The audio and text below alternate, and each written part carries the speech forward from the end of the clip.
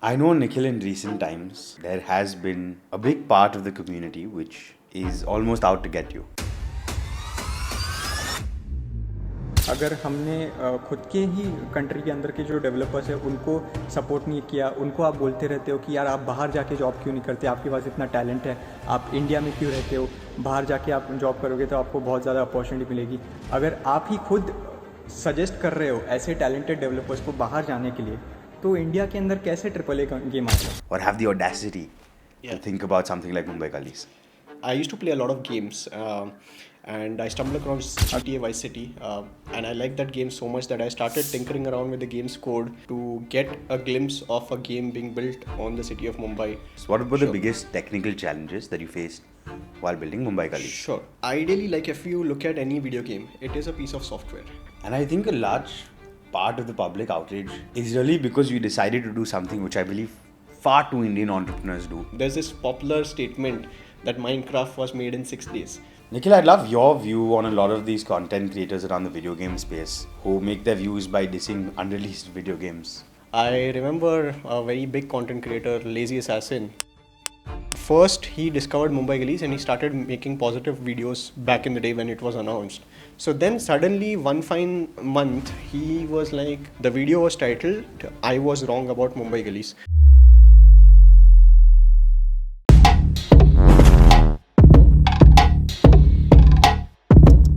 Hey guys, welcome to another episode of the Bombay Founders Club Talk Show. I personally love playing video games, and the guest here today symbolizes the video game industry probably like nobody else in India does.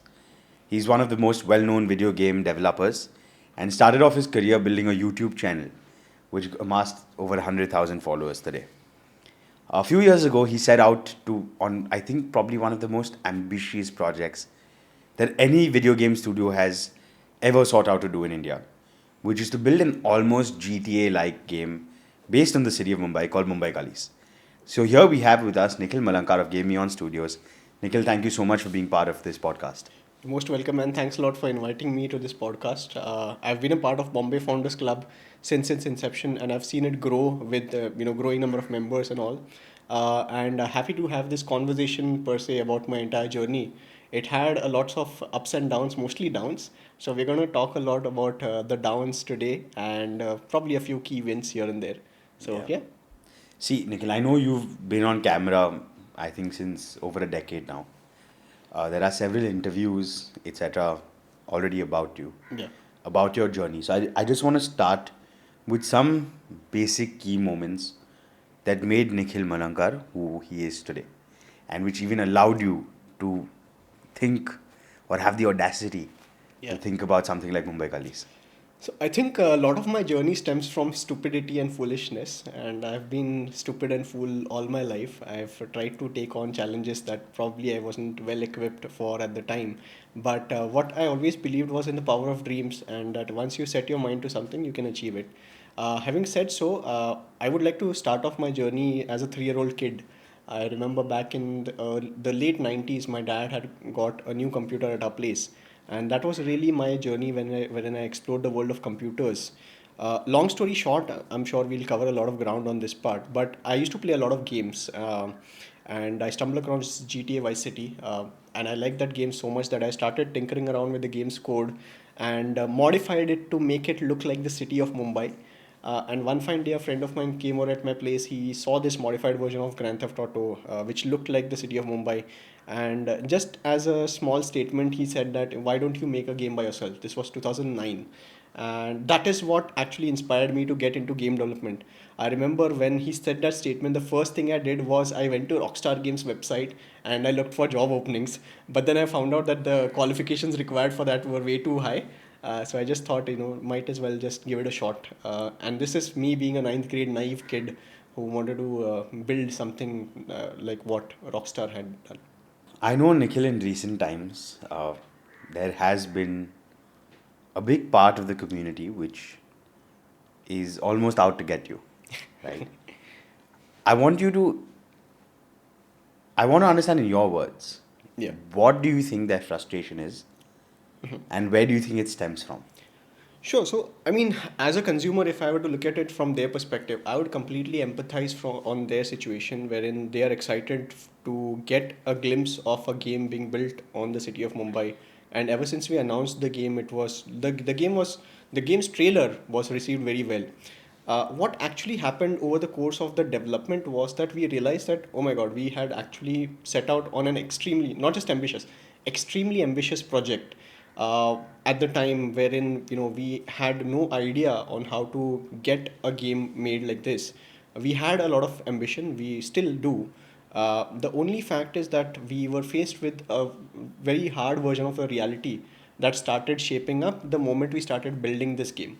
And there were so many challenges that we faced. Like we've had to go through technical challenges, hiring challenges. Let's delve into each of these challenges in Sure. further detail because, Sure. Nikhil, I think I really admire you as an entrepreneur Yeah. for your sheer resilience because I've seen you go Yeah.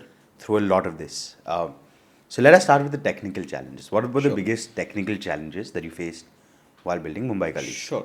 So ideally, like if you look at any video game, it is a piece of software, and games, for that matter, are one of the most complex pieces of software out there.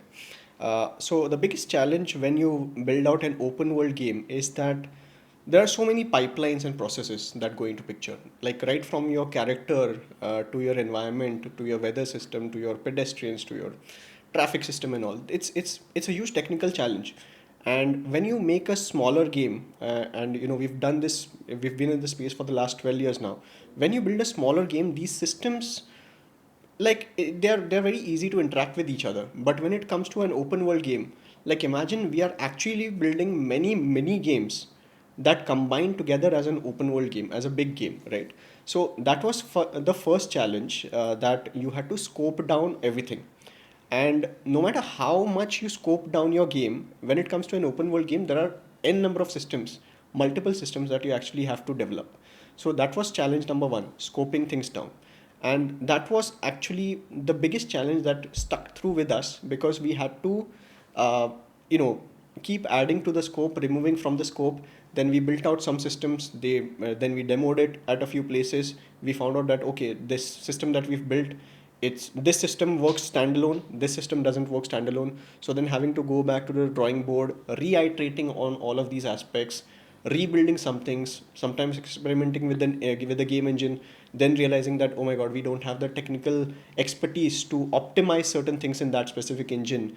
Then and on top of that, you are also dealing with creativity. So charting out a storyline, charting out the dialogues, getting their voiceovers done, but planning out the cutscenes.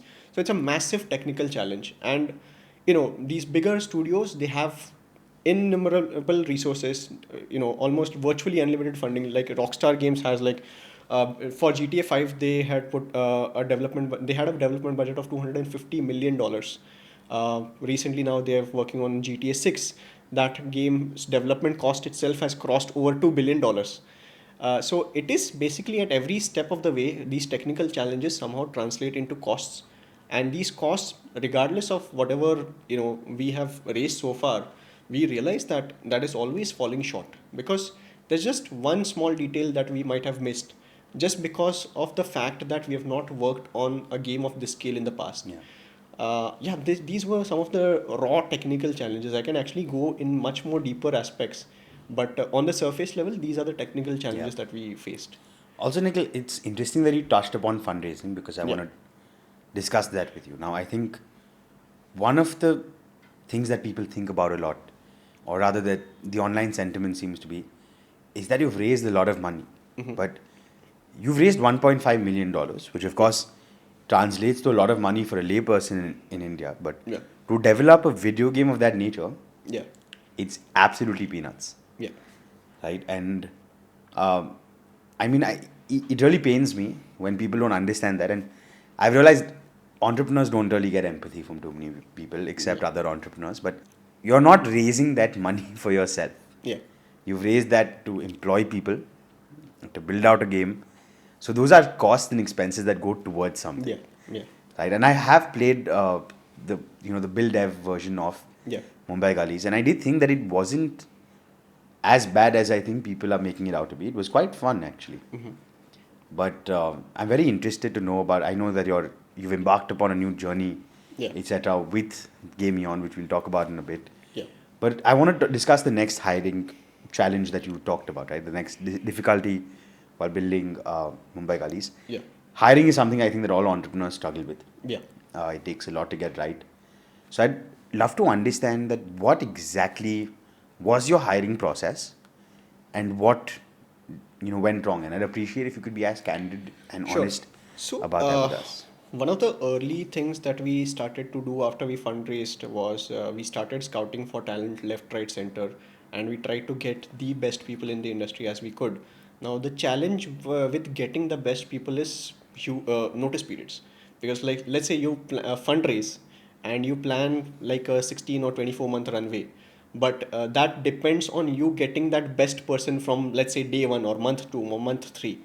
But when that doesn't happen, your entire thing starts to shift, like your timelines get stretched, and then suddenly something that you planned that is going to cost you like 24 months of runway, if you get that person on board, then that is 24 months from that particular day, right? Because all the systems are dependent on this one key hire, and if you're not able to find that one key hire, then you start looking for replacement talent.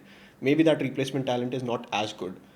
So these are all the challenges that we actually honestly faced. And I know a lot of people will also say that, making games is a piece of cake, or, they will like one person can make, like, there's this popular statement that Minecraft was made in 6 days, which is not factually true. Minecraft was made in 6 days, but it was one person building that prototype. But when it comes to a game like us, since I mentioned out all of these systems, it is extremely difficult for one person to build out this game. And when it comes to these bigger titles, it's all like, if you read through their credits list, hundreds and thousands of people on their credits list. And each of those names actually cost some amount of money to that particular studio. So the first hiring challenge that we observed was we hired primarily from India. And India is a great market for working on higher projects, because like we can see like Grand Theft Auto or Forza has a lot of Indian names. But when it comes to actually establishing that pipeline in India, that is a huge gap that I observed. And having to work with talent from India, we realized one huge gap was that they know how to execute, they know how to build stuff, but how to put everything together to cohesively work with each other, that's the biggest challenge. Like, game direction is the biggest challenge. Now, primarily, like, even if I were to look at it from my perspective, like my own journey, I have worked on mobile games.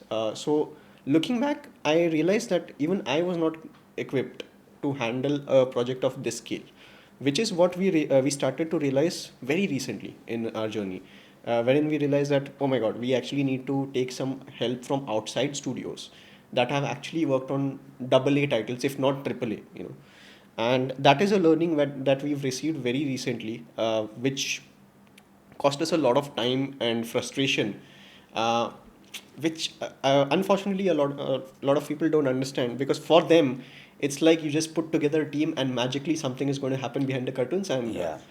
yeah. And I think a large part of the public outrage is really because we decided to do something which I believe far too Indian entrepreneurs do, which is build in public, Yeah. right? You put out a trailer, you walked through your gameplay, Sure. and I think it was almost opportunistic that a lot of people, tried shooting it down at that stage itself. Yeah. I'd love for you to talk about that experience. I know there's one video which I saw, Yeah. and you showed me some WhatsApp messages also that you've exchanged with that person. And I'd love for you to honestly, candidly talk about what goes into building something publicly in India. See, when it comes to building in public, if you are able to capture the initial excitement of the audience, you have to keep that momentum going and keep on giving them something. Uh, and that is something that I realized, like, in hindsight. But it's a very gray area, right? Like, let's say, for example, if we never put out that trailer back in 2021, a lot of things wouldn't have happened, and it would have taken me some more time to get to where I am today. So I think in hindsight, sure, these are learnings, and I accept the fact that things went wrong where they went wrong. The only fact is that you do require that amount of money. And whatever money we've raised so far, it's as you said, it's peanuts compared to the development budgets. Let's talk a little bit about games of this scale. Now there's this game called Sleeping Dogs. It's again an open world game based in the city of Hong Kong. That game's development budget was like $30 million. $30 million. We've raised 1.5. So that is one of the challenges, that each of these things costs some money, and when you're building in public, everything gets judged. Like that's the reason why Rockstar Games, which is what I've come to realize now, they don't put out much public footages till the point of time they're absolutely ready, because they realize one thing, that whatever they are going to put out is going to be judged based on what people see. I remember back in, I think, couple of like few months or a year ago, there were leaks of Rockstar Games alpha footage of GTA 6, and people started bashing the game. Like, is this how it's going to look like? No, come on, absolutely not. So what people fail to realize is, when we are building in public, we are showcasing a quality that is not ready, and we are showcasing that quality just so that we can get feedback from the audience, so that we can build on top of that and we can improve the systems. Yeah. So at that stage, what people need to realize is, give feedback for sure. If something is not good, tell us about it, but don't label it saying that this is not going to work. Yeah.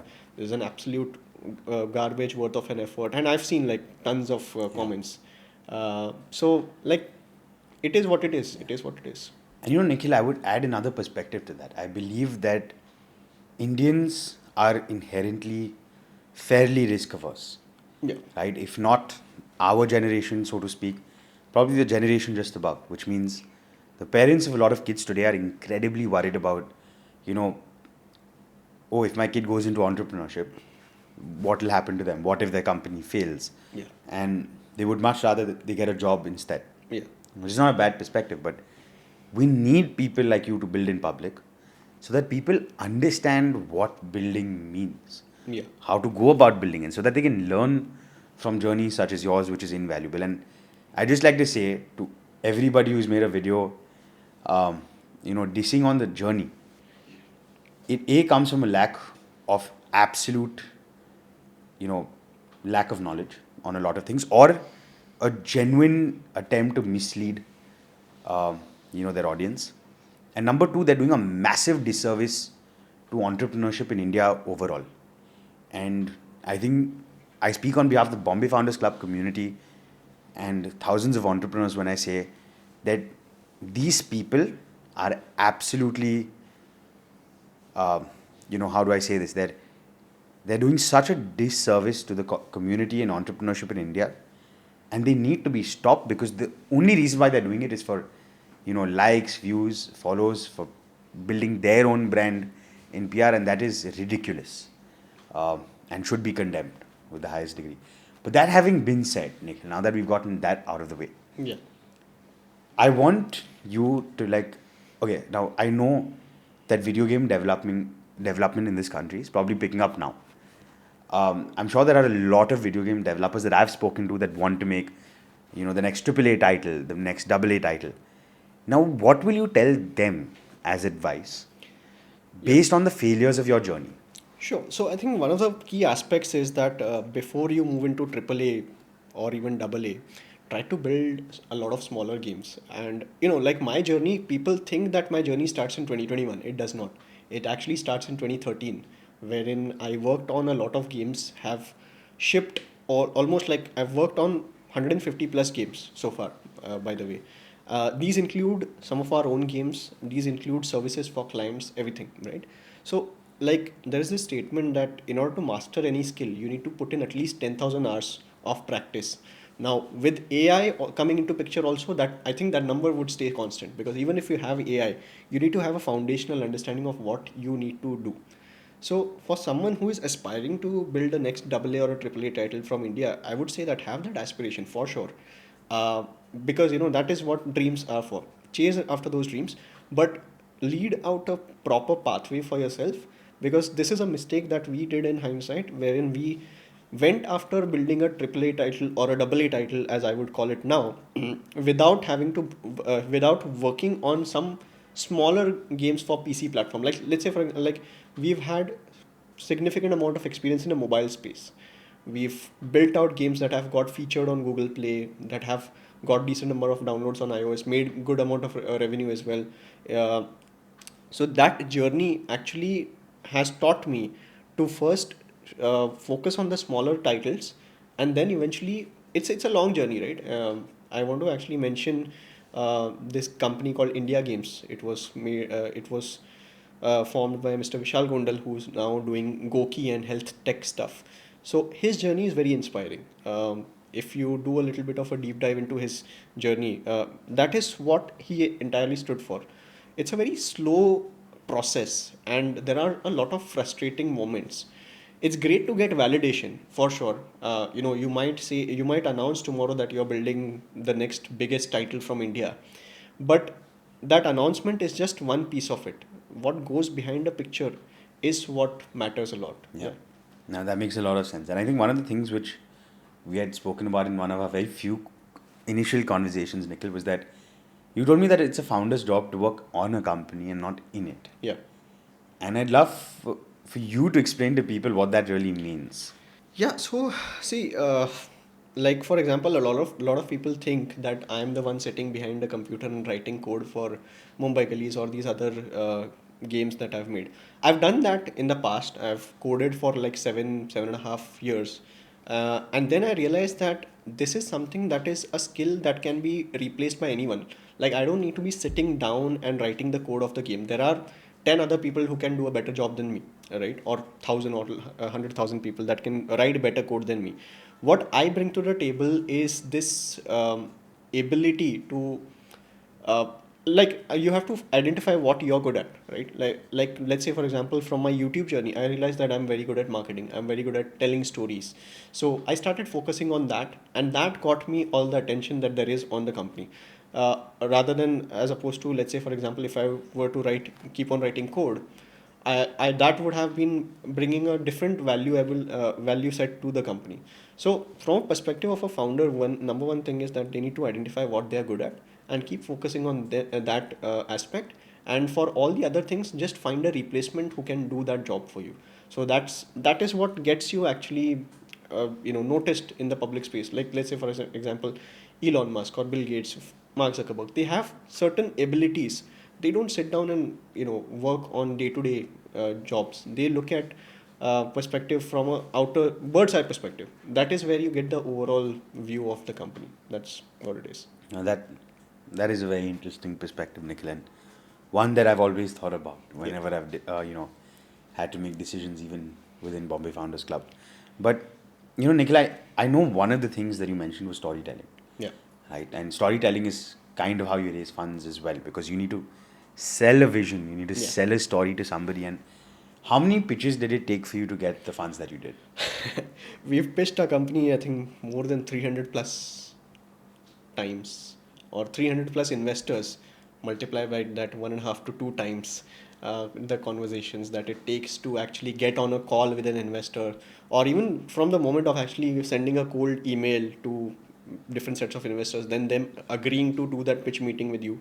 Then you have to do a lot of meetings wherein they just discover and they say that okay, this is not for us. So then going through that heartbreak, and then still persevering through it. So it's taken us 400 plus calls with investors, just trying to speak to them, talking about the vision behind the company, and it's a lot of hard work. I remember I had accompanied you to one of those pitch meetings to kind of learn from the way you do things. And I remember that investor had made you a very interesting offer. Would you like to talk about this? So I don't know. I mean, not sure. Go for it. Sure. So it was a very interesting meeting we had on a Sunday afternoon. I remember we were at this investor's office, and Devarsh had mentioned to him that this is a very serious guy, and you need to pitch your cards right to get his attention. And fortunately, we were able to get his attention, and he liked the idea. He liked what we were working on, and he made us an offer. He made me an offer that he wants to buy my personal stake in the company. But for that, I had to politely decline him, primarily because those funds would come to me and not the company. which actually would defeat the entire purpose of what I'm building. So it was a hard call. That saying yes to him would have made me richer by a crore, but I said no to it because what good would that be if that money is in my pocket and not behind the vision that I'm working towards. So yeah. And Nikhil, at that time when you said no to that crore coming in your bank account, how much money did you have in your bank account? I had like 200 rupees in my bank account at the time. Yeah. So I remember we had this conversation at the time, and I think I called you, apart from a lot of abusive words, very stupid. But it just, I think, goes to show the resilience and the true faith and conviction in the vision. Yeah. Now I now want to come to the point where we talk about the pivot, because this has been a work in progress. I know you've spoken to a lot of other founders in the Bombay Founders Club community, taken their views, and we've all sat down and idea jammed about this a lot. And I think what you've come up with is quite beautiful. So I'm going to leave you to tell what is the future of GameEon Studios. So a couple of things, right? What we identified with Mumbai Gullies was we started out to make something extremely ambitious, and building Mumbai Gullies, we realized that the technical challenge that I mentioned, that within Mumbai Gullies we've made a lot of mini games.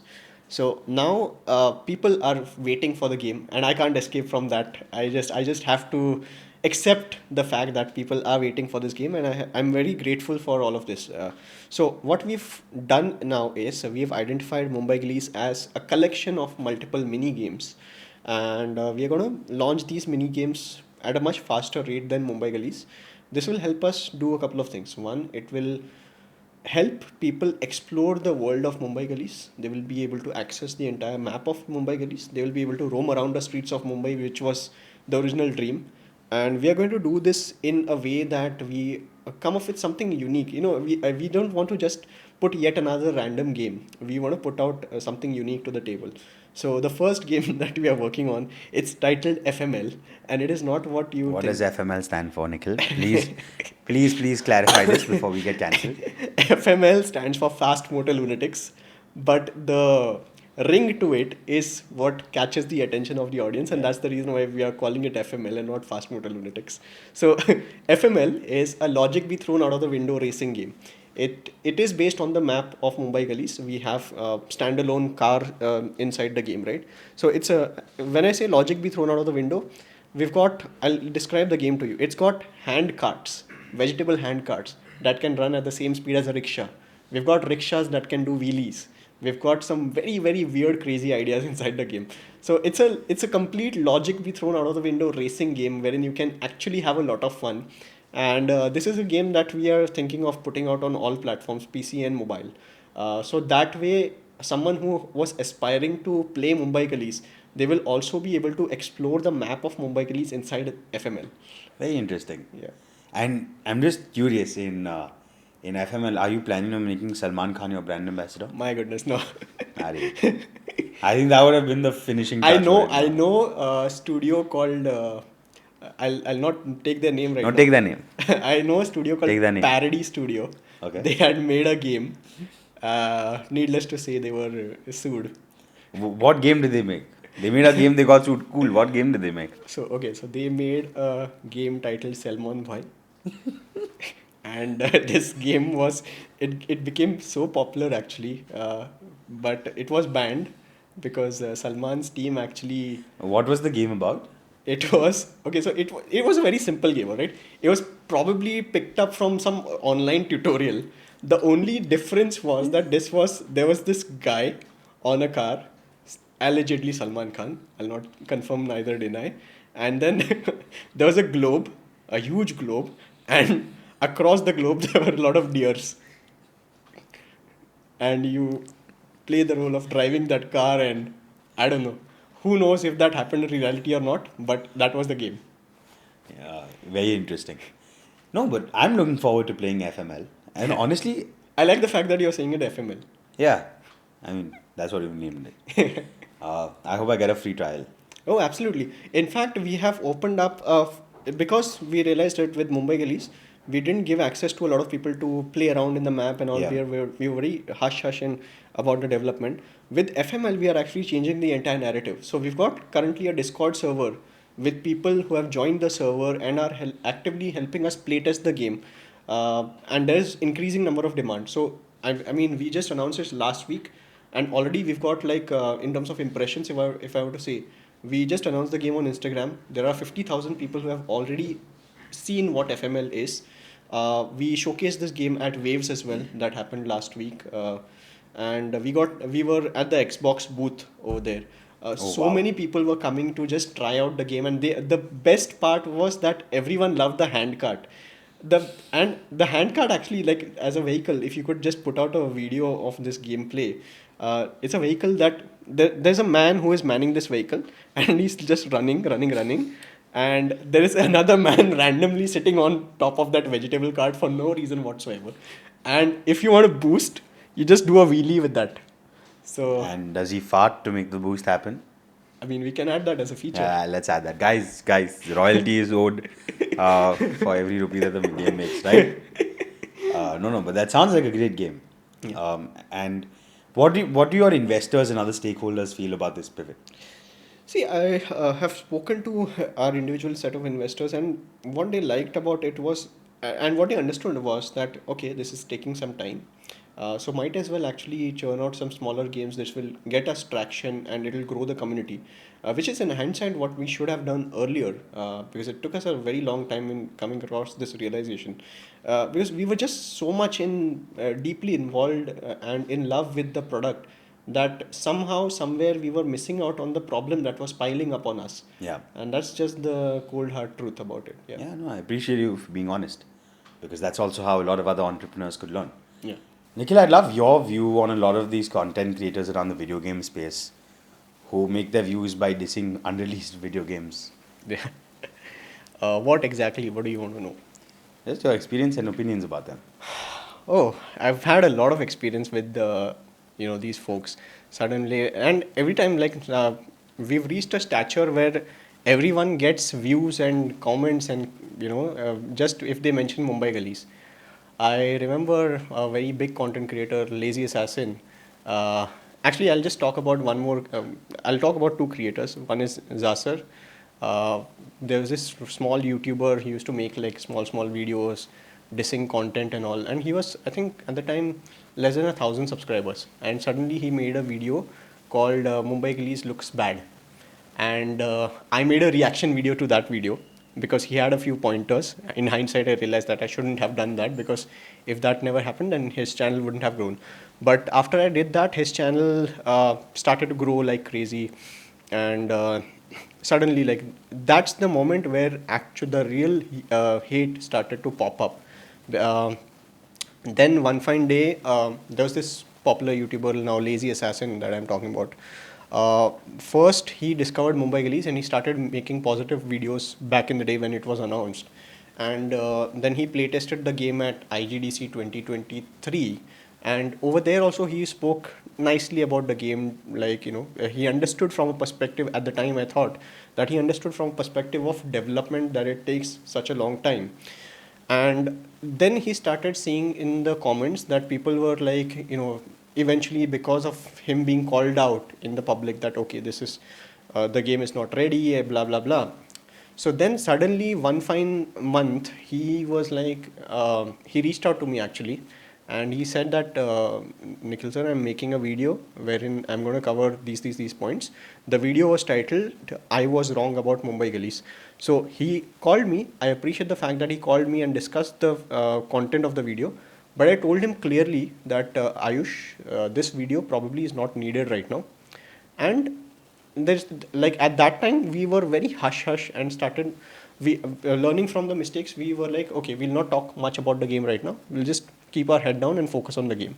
There were some crazy amount of challenges, funding crunches that we were facing and all. And we were actively talking to our set of investors, new investors, to raise funds to keep the company afloat. This was right around the time wherein we had that conversation, and I had like 200 rupees in my pocket, and we were struggling with raising funds. So he reached out to me. I told him this video is not needed, and about a month from that time, he actually just put out that video. And genuinely at that time, the video was not needed at all. IGDC was like a 7-month-old story by that time. and the showcase was done and dusted. People talked about the game and they went silent. But what was happening in the background at the time was I was actively fundraising to keep the company operations afloat. There were so many logistical, technical challenges and all that we were already facing. And there, this guy puts out a video, and then suddenly the thumbnail was like Mumbai Gullies is bad or something like that. And for the general audience, they basically just look at two things, thumbnail and title. And then based on that, without even going through the video's content, they will put their opinions. And a lot of times, like, investors actually look at public sentiments as well.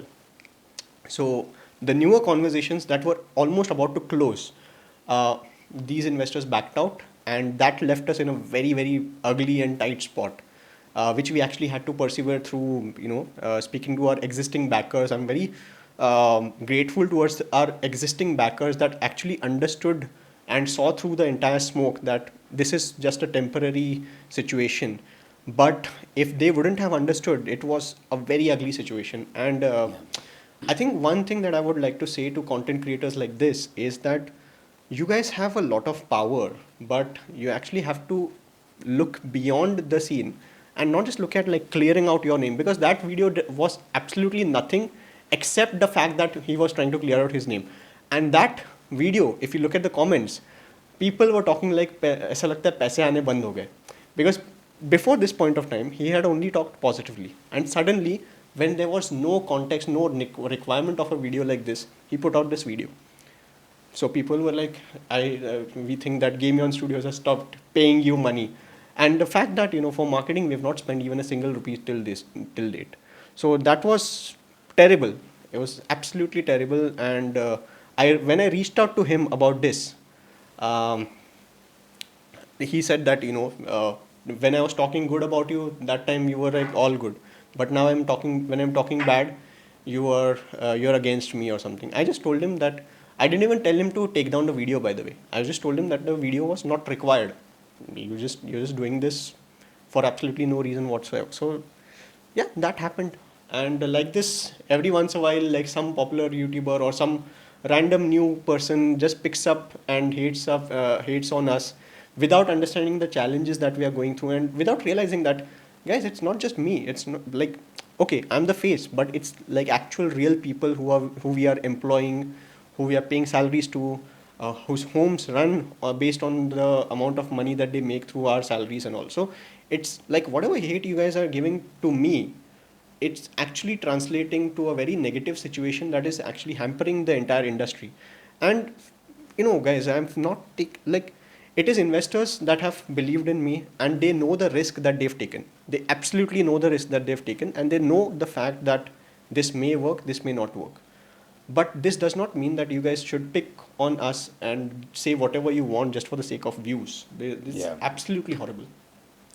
I think unfortunately this world has this problem called the tall poppy syndrome, where every time anybody goes a little up, everybody just tries to bring them down. Yeah. And I don't think these content creators realize that they're discouraging the next 10 kids from starting their own studios, from building video games, because instead of finding support from the video game community, they're going to find hate, because that's what sells. And that's quite a pitiful state of affairs. That being said, I know you're part of different gaming groups, gaming networks, etc. How have they treated you throughout the process? I've seen polarizing views actually. Some of them are blind supporters. They understand me on my face value and what I bring to the table. Then there are a group of people who are nice to you on your face, and then behind your back they start saying So shit. which group of people are these? Like these are like the game developers that I know of. Couple of them, like, let's say, okay, I'll put it this way: we as a company have raised the most amount of funding as opposed to all these other gaming companies so far, except for one or two of them. Like Light Fury Games in the space, they have raised more than us. They've raised about $8.5 million. Okay, but then there are a lot of these game developers who have made a name for themselves in the past few years, but now they are not able to raise the amount of funding that we have been able to. And that's just from the fact that they don't even want to try to pitch their idea. Like I know of a few studios who are like, we are waiting for investors to come to us. That doesn't happen. Like, you just Yeah. can't be sitting and think that tomorrow magically an investor will come to Yeah. you. So these are the kind of people that are actually actively hating on us just because we've raised some amount of funding. Yeah. And honestly, like for the game of our scale, that amount of funding is nowhere close to what we actually need. Yeah. Which is where we are actually struggling and trying to find our way through whatever we are trying to do. Yeah. What about like stuff like the IGN? Oh, IGN is just at this point they're just trying to milk content out of us by putting out like crazy weird thumbnails. I know a fact that they were doing this one video at Comic Con wherein we were also showcasing certain systems of Mumbai Gullies, and I was actively on ground talking to each and everyone. I along with a developer of mine, we were on ground explaining people how we've actually managed to reset the entire development pipeline and trying to, like, whatever we showcased over there was the effort of the last 11 months that we showcased. So IGN actually did something that I don't really appreciate, is that they were making people rate games that were not even finished, that are not released in the market. So fundamentally that was one flawed idea, that they were actually trying to rate games that are not out there. But then what they did was, one guy that they interviewed, they asked how much would you rate Mumbai Gullies, and the guy, by the way, in his defense, he went on to rate the game 4 out of 10, and he went on to give a very logical explanation that I understand from his perspective. But IGN, just for the sake of sensationalizing the content, what they did was they put out that 4 out of 10 rating, put out our Mumbai Gullies mascot, and two random guys. One of them was Lazy Assassin, and the other gentleman was someone who's just existing in the space for I don't know what reason. So they put out that video with that thumbnail, and naturally, like, when you see the thumbnail, the first part that I mentioned, when you see a thumbnail of a content, you base your entire view on that thumbnail that you're seeing. You don't even probably watch the entire video. So then again, that fueled up the hate around the game. And this is something that I don't know why they are doing it. It's probably just for the views. But if you wanted that, you could just invite me on your channel. I could get you much more views. So yeah, it's unfortunate that they are doing it this way. Yeah. Yeah, that is quite sad. Yeah. And I'm sorry that you have to go through that. But I remember, Nikhil, on a slightly more positive note, the one intention that I've gotten from you, now it's been over a year that we've been talking and spending a lot of time together. You always mentioned that more than for yourself, you wanted to put Indian gaming on the map because nobody takes Indian gaming studios seriously internationally. And that's a very sad state of affairs, right? Like, I think if most Indian gamers look at their consoles or their PCs and they look at the studios that have made the games that they're playing, including stuff which is very Indian, like Cricket 24, I believe it's an Australian studio which has made it. Big Ant, yeah. Yeah, Big Ant. You wanted to put Indian gaming back on the map. And what are you doing now, to stick to that mission if Mumbai Gullies for the moment is slightly on the back burner? Couple of things, right? It stems from the fact that talent over here needs the right guidance, and I've started to resume my YouTube content creation journey, wherein the next, let's say, Nikhil Malankar or some random person wants to actually aspire becoming a game developer. That is the reason why I'm actually actively now starting to put my face to initiatives that are trying to do something. One such initiative that I'm recently putting my face to is Spawn School. Now, Spawn School is a very interesting company wherein now they are working on some content around game development, upskilling courses. Because like the entire problem that I faced when I started my journey was that there is no talent in India that is actively properly trained. This stems from the fact that there is very poor or no education in the space. Because like the generation before us, like our parents' generation and their parents' generation, wanted their kids to get into serious careers, like doctor, lawyer, or engineer. We all know of these statements, right? But now all these professions are going to be completely disrupted because of advancements in AI. most of these careers are going to be completely obliterated and disrupted. So game development is one of the professions that is, I believe strongly, that is going to be relatively a safer career choice. And this is what I want to actually educate the parents about, that beyond these traditional careers, now there are careers like influencers, yeah, content creators, game development, gaming also, for that matter. So through Spawn School, I'm putting my face to Spawn School primarily because I believe in game development extremely, and I feel that if we give the students the right guidance, we will be able to create the next big title coming from India. Definitely, Mumbai Gullies is one of the step in that direction, but we have faltered a lot in that journey. I completely accept the fact that when we started out, if we had a proper vision of execution, that these are the mistakes that we could have avoided, that would have been a much more smoother journey for me, and that is something that I don't want for the future generation to happen, and that's where I'm doing my bit. No, that's very noble. And also, Nikhil, it takes a lot to say that you're wrong.